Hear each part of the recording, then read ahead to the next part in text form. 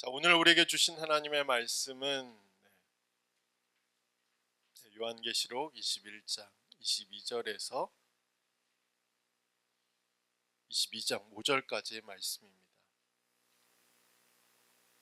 우리 21장 22절에서 22장 5절까지 같이 읽겠습니다.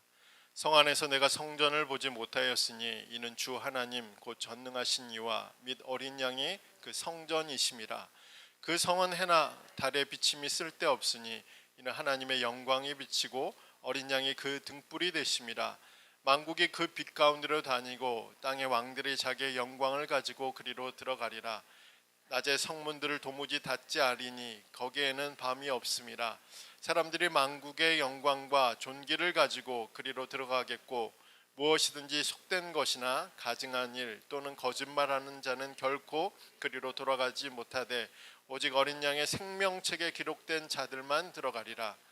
또 그가 수정같이 맑은 생명수의 강을 내게 보이니 하나님과 및 어린 양의 보좌로부터 나와서 길 가운데로 흐르더라. 강 좌우에 생명나무가 있어 12가지 열매를 맺되 달마다 그 열매를 맺고 그 나무 잎사귀들은 만국을 치료하기 위하여 있더라.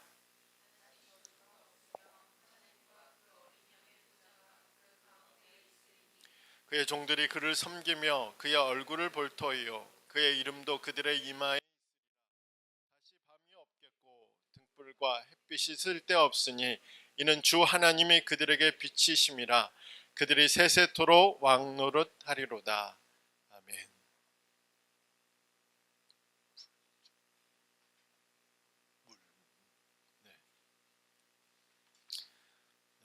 오늘은 우리가 영원히 살게 될 세계라는 제목으로 말씀을 함께 나누도록 하겠습니다.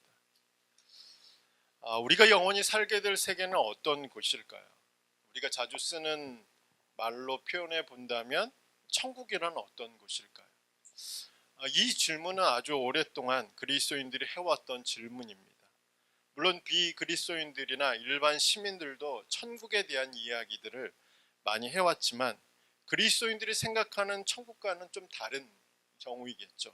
그들의 관심은 사후세계에 대한 관심이고 호기심, 그것을 해소하기 위해서 비롯된 그런 개념이라고 본다면 그리스도인들의 관심은 그 반대이겠죠.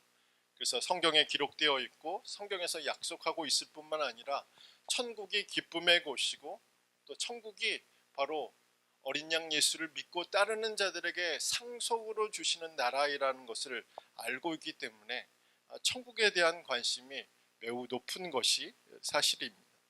통계에서도 이런 것들이 좀 나타났는데요. 지앤컴 리서치가 조사하고 목회 데이터 연구소가 연구 분석한 2023 한국인의 종교 생활과 신앙 의식 조사에 따르면 개신교인들이 종말론에 대한 관심이 불교나 천주교나 그리고 무종교인들보다 2배나 높았습니다. 더 나아가서 기적이나 하나님, 천국, 죽은 다음에 영혼 등이 실제로 존재한다고 믿고 있는 수치가 다른 종교인들이나 무종교인들에 비해서 많게는 3배, 적게는 2배 이상의 차이가 났습니다. 쉽게 말하면 개신교인들이 타 종교인들보다 무종교인들보다 하나님과 천국과 기적 등에 대해 더 많은 관심을 가지고 있을 뿐만 아니라 더 높은 수치의 신앙심을 보이고 있다는 것을 통계로도 알 수 있는 부분입니다. 어쩌면 당연한 결과이죠. 좋은 현상입니다. 하지만 때로는 이런 관심과 호기심이 성경에서 말하고 있지 않는 것까지 미치고 있다는 것이 문제이죠. 특히 천국을 다녀왔다고 주장하며 쓴 책들이나 간증들이 사실 너무나 많이 나와 있습니다. 제가 신학교를 가기 전까지만 해도 제가 청년 때 교회나 그 교회가 속한 연합회에서 부흥회를 할 때면 꼭 한두 번은 천국을 다녀오신 분들을 강사로 초청해서 그분들의 간증을 듣기도 했습니다. 그때는 그분들의 이야기를 들으면 너무나 신기했죠. 너무나 재미있었습니다. 그리고 은혜가 됐습니다. 그런데 지금 와서 생각해 보면 두 가지 문제가 있었는데, 하나는 일반 성도들이 성경에서 기록된 성경을 너무 모른다는 것, 첫 번째. 다른 하나는 그들의 간증 속에 천국이 진짜 같다라는 겁니다. 물론 개인의 체험입니다. 본인들이 직접 듣고 경험했다고 하는데 할 말은 없죠, 사실은. 하지만 그 이야기를 듣는, 그 간증을 듣는 사람들에게는 분별력이 필요하죠. 아무리 은혜가 되고 감동이 되는 그런 간증이고 스토리라 할지라도 성경과 다른 내용을 이야기하면, 성경에 나와 있지 않는 이야기를 하면 과감히 뒤돌아서기 때문에 그렇습니다. 손절해야 된다는 사실이죠. 그런데 아마 우리의 고민은 다른 데 있습니다. 그들이 말하는, 또 그들이 체험한 체험이, 그들이 말하는 천국 체험이 성경에 나와 있는 이야기인지 나와 있지 않는 이야기인지 잘 모른다는 것이죠. 또한 그들의 해석이 맞는 것인지 안 맞는 것인지 잘 모른다는 것이 문제고 고민입니다. 이런 우리의 고민을 해결해 주는 말씀이 바로 저희들이 7월 한 달간 묵상해왔던 요한계시록의 말씀이죠. 그러니까 성경에서 정확히 말하고 있는 천국이 어떤 곳인지, 즉 우리가 영원히 살게 될 세계가 어떤 세계인지를 보여주는 것이 요한계시록입니다. 그래서 요한계시록을 잘 이해할 필요가 있습니다. 그래서 오늘 말씀을 보기 전에 금요일 새벽에 올렸던 내용들을 조금 살펴보면서 좀 천국과 새하늘과 새 땅에 대한 관계에 대해서 잠시 더 정리해 볼 필요가 있습니다. 그리고 나서 우리가 영원히 살게 될 세계가 어떤 세계인지, 어떤 특징을 가지고 있는지를 함께 살펴보도록 하겠습니다. 자, 일반적으로 천국은 하나님의 통치로 해석하기도 하고 성도들이 죽어서 가는 장소로도 해석하기도 합니다. 통치냐 장소냐 이런 개념이 서로 상존해 있는 개념이 천국이라는 개념입니다. 그래서 이 두 해석의 공통점은 하나님의 통치 안에 성도들이 살아가고 있다는 것입니다. 이미 하나님의 부르심을 받고 고인이 되신 분들이라 할지라도 하나님께는 죽은 사람은 아니잖아요. 하나님께는 살아있는 분이십니다.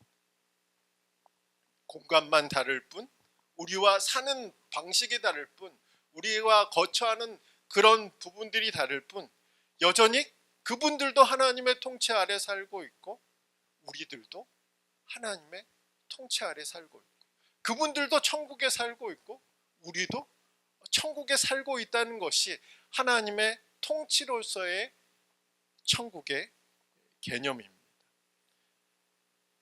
근데 이 해석의 다른 점이 무엇이냐면, 하나님의 통치로 해석되는 천국은 말 그대로 그 어디나 하늘나라인 거죠. 그 어디나 천국입니다. 지금도 천국이고 죽어서 가는 것도 천국입니다. 그러니까 장소가 특별히 중요하지 않다는 개념이죠. 반면에 성도들이 죽어서 가는 장소로서의 천국을 우리가 살펴보면, 천국은 새하늘과 새 땅이 오기 전까지 성도들이 머무는 장소라는 사실입니다. 요한계시록에서는 장소로서의 천국과 새하늘과 새 땅이 연결되어 있습니다. 하나님의 부르심을 받은 성도들은 육체와 분리가 되죠. 그리고 육체는 땅에 묻히고 영혼은 천국으로 올라가게 됩니다. 그러니까 장소로서의 천국의 위치가 어디 있는지는 정확하게 알 수는 없지만 성경에서는 그곳을, 예수님은 그곳을 낙원이라고 말씀하시기도 하셨습니다. 그러니까 새하늘과 새 땅이 하늘로부터 내려오기 전까지 천국에서의 모습은 요한계시록 여러 군데에서 우리가 살펴볼 수 있습니다. 우리가 한 달간 살펴봤던 내용들을 보면 여러 군데에서 천국이 어떤 모습이고, 그곳에서 누가 있고, 그곳에서 어떤 일들이 일어나고, 그곳에서의 예배는 어떤 모습들이었는지 우리가 요한계시록을 살펴보면서 함께 나눴던 내용들인데, 그 천국은 성도들이 새하늘과 새 땅에 살기 전까지 머무는 장소로 이해할 수 있습니다. 근데 예수님이 다시 오실 때 변화가 생기기 시작하죠. 성도들은 예수님이 다시 오시면 부활의 몸을 입게 되죠. 사탄과 짐승, 그리고 거짓 선지자들, 그리고 짐승을 따르는 자들, 우상 숭배하는 자들은 완전히 멸망한 후에 우리가 금요일날 말씀을 살펴보았던 것처럼 하늘로부터 새 하늘과 새 땅, 그리고 새 예루살렘이 지상으로 내려오게 돼요. 그리고 모든 세계를 완전히 덮어버리죠. 그러니까 이전 것은 생각이 나지 않고 이전 것과는 비교할 수 없는 완전하고 완벽하고 거룩하고 아름다운 세계가 바로 이 땅에 임하게 된다는 사실이죠. 그것을 성경은 새 창조라고 부릅니다. 우리의 연약한 육체, 불완전한 육체가 거룩하고 완전하고 신령한 부활의 몸을 입는 것처럼 지상에 있는 모든 세계도 완전히 사라지거나 엎어지거나 갈아엎거나 이러는 것이 아니라 새 하늘과 새 땅으로 덮임을 당하는 새로운 세계가 열린다는 것이 요한계시록에 기록되어 있는 말씀입니다. 부활의 몸을 입은 성도들은 어디에 살까요? 바로 새 하늘과 새 땅에 살게 되는 거예요. 새 하늘과 새 땅에 살게 되는 것이 언제부터 그런 일들이 일어나요? 주님이 부활하시고, 주님이 재림하시고, 성도들이 부활의 몸을 입고,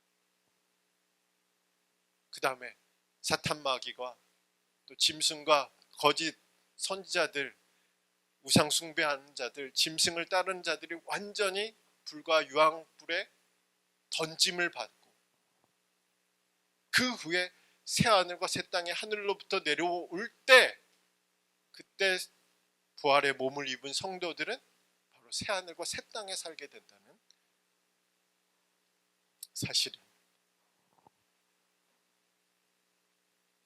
그럼 새 하늘과 새 땅이 이전 세상 무엇이 달라졌을까요? 다시 말해서 우리가 영원히 살게 될 세계는 이전의 세계, 지금 우리가 살고 있는 이 세계와 어떤 것이 다를까요? 그것이 바로 오늘 말씀에 기록되어 있습니다. 첫 번째는 새 하늘과 새 땅에는 하나님의 영광이 비치는 세계라는 겁니다. 영광이 비치는 세계. 자, 22절의 말씀을 보면 우리 22절 말씀 다시 한번 읽어보겠습니다. 성 안에서 내가 성전을 보지 못하였으니 이는 주 하나님 곧 전능하신 이와 및 어린 양이 그 성전이심이라. 자, 22절에서는 성전이 없다라고 했죠. 왜냐하면 성전의 기능은 뭐죠? 하나님과 하나님의 백성들이 만나는 장소이잖아요. 그러니까 새 하늘과 새 땅에는 하나님이 바로 거기 계십니다. 새 하늘과 새 땅에 계시는데 성전이 더 이상 필요하지 않다는 얘기를 하고 있습니다. 왜냐하면 전능하신 하나님, 어린 양 예수가 친히 그 성전이 되셔서 우리가 주님을 만날 때 누구한테 가면 돼요? 하나님한테 가면 돼요. 어린 양 예수님한테 가면 그곳이 바로 성전이 되는 거예요. 그러니까 새 하늘과 새 땅에는 건물로 된 성전이든지 공동체로서의 성전이든지 우리가 따로 준비한 어떤 거룩한 장소이든지 거룩한 공간이든지 거룩한 그런 마음이든지 중요한 것은 뭐냐면 주님이 바로 거기에 계십니다. 성전이 필요 없다라는 이야기를 하고 있습니다. 그리고 나서 23절에 뭐라고 되어 있죠? 그 성은 해나 달의 비침이 쓸데없으니 이는 하나님의 영광이 비치고 어린 양이 그 등불이 되시는 새 하늘과 새 땅이라고 기록하고 있습니다. 해나 달이나 별이라는 조명이 필요하지 않는 곳이라는 의미인 동시에 하나님과 어린 양 예수의 영광의 빛이 모든 곳을 비추는 곳이라는 것을, 그래서 하나님 없는 어두움이나 밤이 존재하지 않고 하나님 없는 결핍이나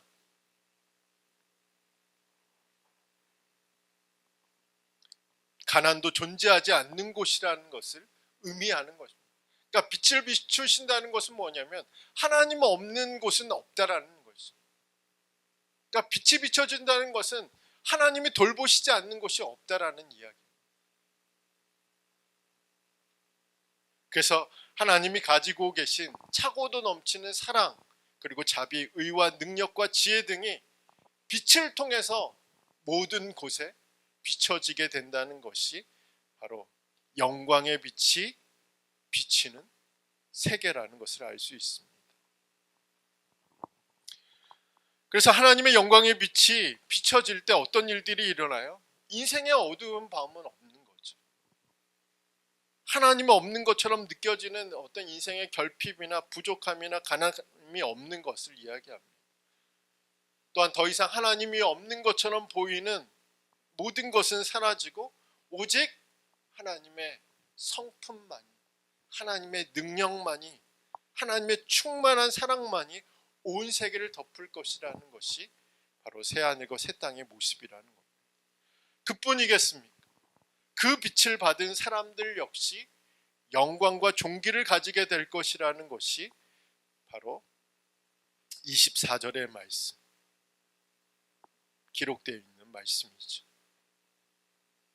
그 빛을 받는 사람들은 영원히 왕과 같은 신분으로 살게 될 것이라는 것이 22장 5절의 말씀이기도 합니다. 하나님 바로 이 나라를, 중요한 것은 뭐예요? 하나님이 이 나라를 누구에게 상속해 주시겠다고 말씀하셨느냐, 누구에게 이것을 상속해 주시겠다고 말씀하셨죠. 하나님의 영광의 빛이 비치는 세계에 들어갈 수 있는 사람은 누구일까요? 이 나라를 상속받을 수 있는 사람들은 누구일까요?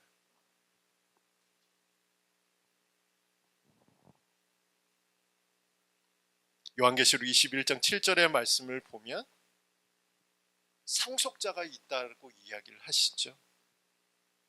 이기는 자요.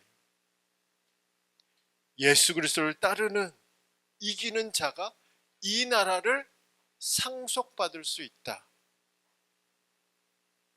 예수 그리스도를 승리하는 이기는 자가 이 나라에 들어갈 수 있다라고 말하고 있습니다. 그러므로 우리는 이 땅에서 이기는 자로 살아가야 하죠. 우리의 힘으로 이기라는 얘기는 아니죠. 예수님의 능력으로 이기라는 것. 이 능력을 의지하는 여러분이 되시기를 축복합니다. 자, 두 번째는 생명수의 강이 흐르는 세계라고 기록하고 있습니다. 자, 22장 1절에서 2절의 말씀을 살펴보면 생명수의 강이 하나님과 어린 양의 보좌로부터 나와서 길 가운데로 흐르는 것을 보게 됩니다. 그러니까 생명수의 강이 흐른다는 것은 문자 그대로의 해석보다는 보좌에 계신 하나님과 어린 양 예수의 생명력이 새하늘과 새 땅 모든 세계에 미친다라는 것을 의미하는 것으로 우리는 이해할 필요가 있습니다. 그러니까 주님의 생명력, 주님의 생명수의 강이 흐르지 않는 곳은 없고, 그리고 흐르는 곳보다 치유와 회복의 역사가 나타나는 곳이 새하늘과 새 땅의 삶이라는 것을 이야기합니다. 한마디로 하나님께로부터 주어지는 생명의 능력이 어디까지 미치는지, 그리고 어떤 결과를 가져오게 되는지를 보여주는 것이 바로 이 세계라는 것을 알 수 있습니다. 그런데 이 환상을 요한만 본 것은 아니라는 거죠. 에스겔도 같은 환상을 보았습니다. 에스겔은 성전에서 강물이 흐르는 것을 보았고, 강 좌우로 생명나무가 있는 것을 보았고, 그 강물이 흐르는 곳보다 만국을 치료하는 역사가 나타날 것을 보았습니다. 근데 에스겔은 몇 년 전의 사람이죠?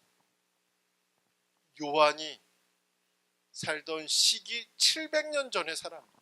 그러니까 주전 600년경에 에스겔도 이 환상을 보았습니다. 그리고 700년이 지난 후에 요한도 같은 환상을 보았습니다. 같은 환상을 보았다는 것은 700년 사이에 이 에스겔 선지자도 보았고 요한이 보았다는 것은 이 새로운 세계, 이 새하늘과 새 땅이 분명히 존재하는 세계임을 이야기하는 동시에 주님의 생명의 능력이 미치지 않는 곳이 없음을 확증하는 말씀으로 우리는 이해할 수 있습니다. 비록 우리는 이 땅에서 우리가 가진 연약한 생명력을 의지하며 살아가고 있잖아요. 그러나 주님의 세계에서는 주님의 생명력이 우리에게 치유와 회복을 그리고 다시 솟행케 하는 능력이 됨을 성경은 우리에게 말하고 있습니다.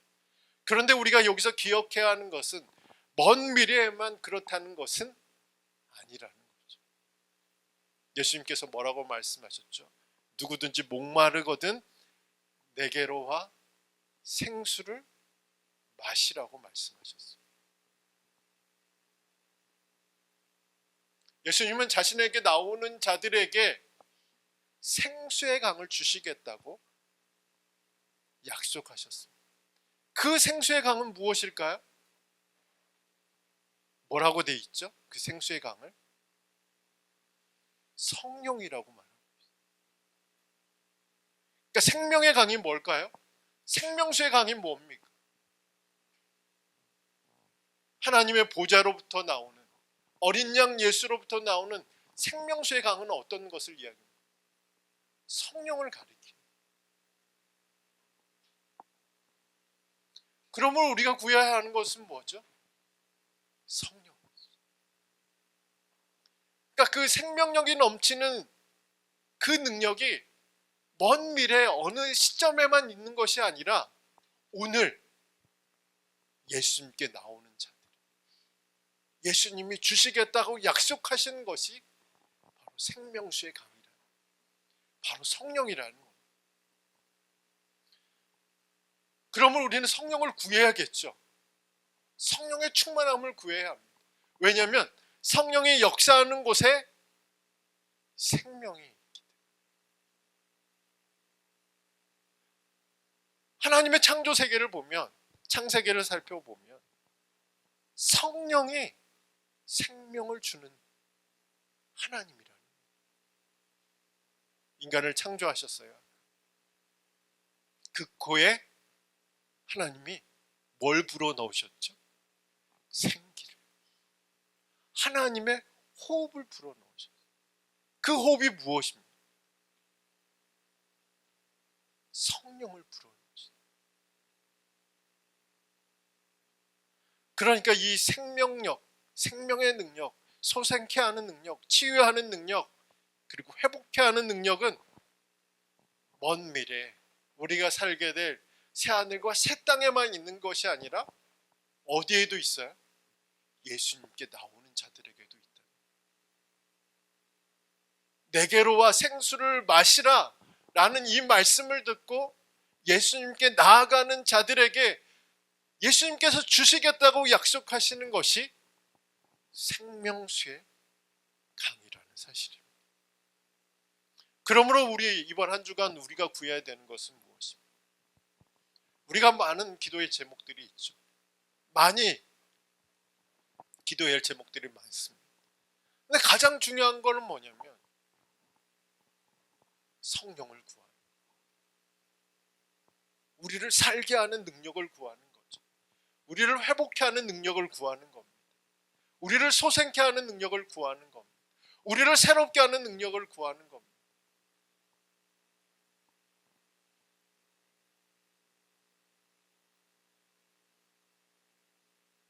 저와 여러분의 삶에도 이런 성령의 충만한 역사가 임하기를 간절히 소망합니다. 생명수의 강이 흘러넘치기를 주님의 이름으로 축복합니다. 자, 마지막입니다. 마지막으로 하나님과의 교제가, 마지막으로 우리가 살아갈, 영원히 살아가게 될 세계에는 하나님과의 교제가 완전히 회복된 세계라는 것을 알 수 있습니다. 우리가 22절의 말씀을 보았던 것처럼 성전이 필요하지 않는 세계라고 말씀드렸죠. 성전이 필요하지 않는 세계는 어떤 의미일까요?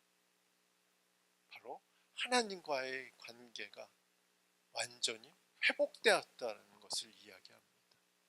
그러니까 새하늘과 새 땅에서의 삶에서 가장 중요한 것은 관계가 회복됐다는 것이죠. 그 회복된 관계를 22장 4절의 말씀에 이렇게 기록하고 있습니다.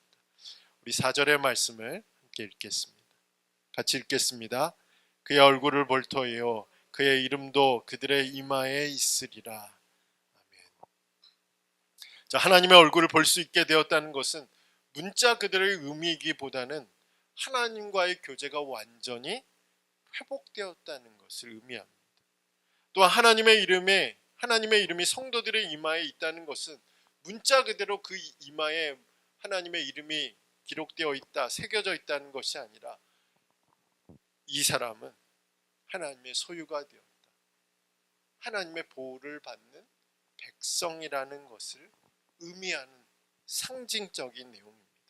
한마디로 우리가 영원히 살게 될 그곳에서는 하나님이 나를 아시듯 내가 하나님을 알고, 내가 하나님께 속한 사람임을, 내가 하나님의 보호 아래 살고 있음을 모든 세계가 아는 그런 세계이고 그런 존재로 우리가 살아가게 될 것을 말하고 있는 것이 바로 22장 4절의 말씀입니다.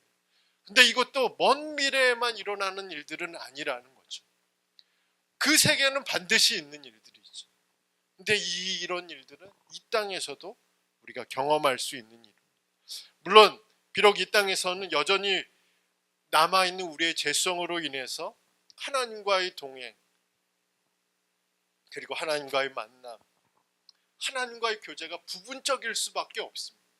왜냐하면 우리가 가진 죄성으로 인해서 하나님과는 점점 멀어지지도 않고 점점 가까워지지도 않아요.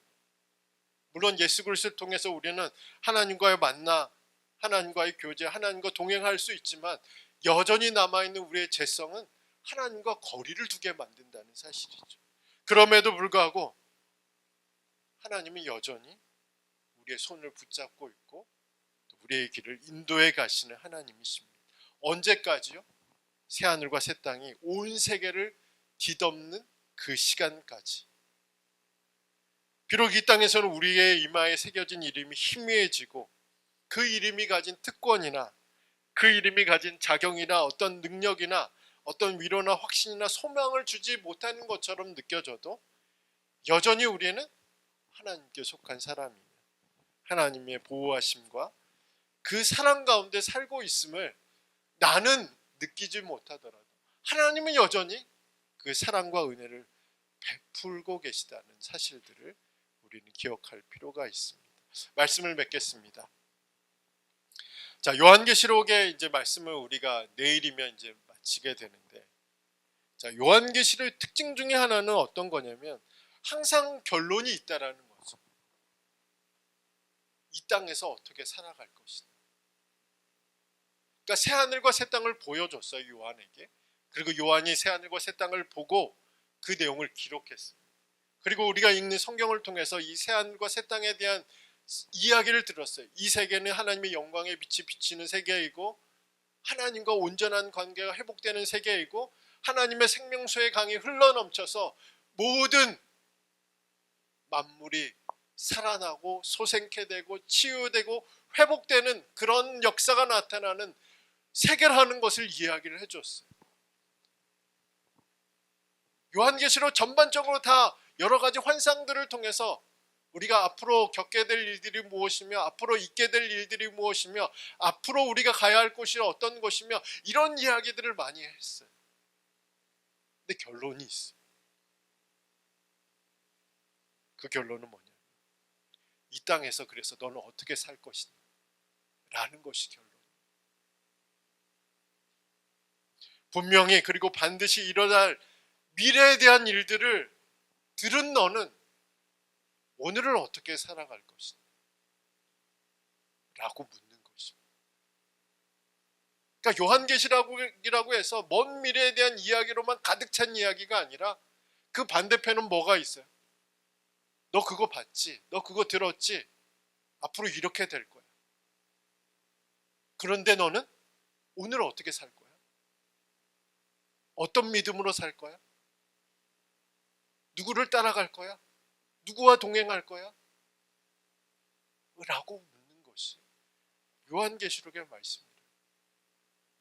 그러니까 환상에 취해서 살아갈 수 없잖아요. 우리 여전히 현실을 살아가야 되는 거죠. 먼 미래의 일들만 바라보며 살아갈 수는 없잖아요. 오늘을 어떻게 살아갈 것이냐 라는 것이 요한계시록의 말씀입니다. 더 이상 우리는 이것을 외면해서는 안 된다는 사실이죠. 피해서도 안 된다는 사실이죠. 왜냐하면 우리가 어떻게 살아가야 하는지를 정확하고 분명하게 보여주고 있는 것이 요한계시록의 말씀이기 때문에 누구를 따라가야 하는지, 누구를 섬겨야 되는지, 어떤 것까지도 희생해야 되는지, 어떤 삶까지도 받아들여야 되는지, 어떻게 끝까지 승리하고 살아가야 되는지를 요한계시록에서 분명하게 보여주고 있기 때문에 요한계시록의 말씀에 그 말씀들을 우리가 생각하고 묵상한다면 당연히 오늘 그리고 앞으로 우리의 시간들을 어떻게 보내야 되는지를 알 수 있습니다. 요한계시록의 결론은 뭐죠? 예수로 살아가는 거죠. 예수로 충만해지라는 것. 예수님만 따라가라는 겁니다. 그러면 승리하는 자가 되고 이기는 자가 되고 새하늘과 새 땅을 상속받는 자가 될 것이라는 것이 바로 요한계시록의 말씀이죠. 이번 한 주간도 이 말씀으로 예수로 충만한 삶이 되시기를 주님의 이름으로 축복합니다.